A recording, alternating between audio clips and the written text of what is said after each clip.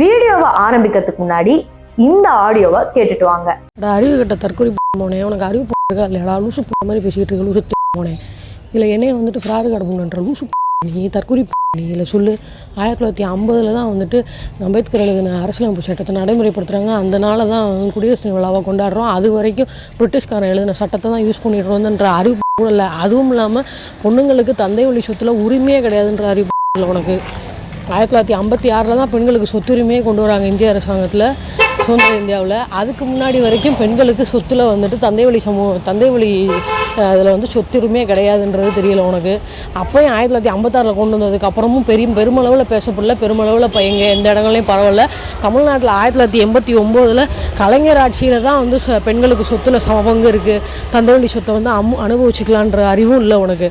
1956க்கு முன்னாடி வரைக்கும் பிரிட்டிஷ் அரசாங்கத்துலேயும் சரி, சுதந்திர இந்தியாவிலையும் சரி, விதவை பெண்களுக்கோ மனைவிக்கோ வந்துட்டு கணவன் சொத்தில் தான் பங்கு எடுத்துக்கிற உரிமை இருந்துச்சே தவிர அப்பனோட சொத்தில் பங்கு எடுத்துக்கிறதுக்கான உரிமை கிடையாது. அப்போனா மணியம்மை எப்படி உனக்கு வந்து பிள்ளையா தத்தெடுக்க முடியும்?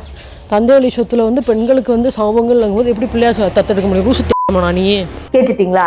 இப்போ இந்த ஆடியோ யாருக்கு அனுப்பிச்சாங்க, எதுக்காக இந்த பொண்ணு இன்டீசென்ட்டா பேசிட்டு இருக்காங்க அப்படிங்கிறது இந்த வீடியோல பார்க்க போறோம்.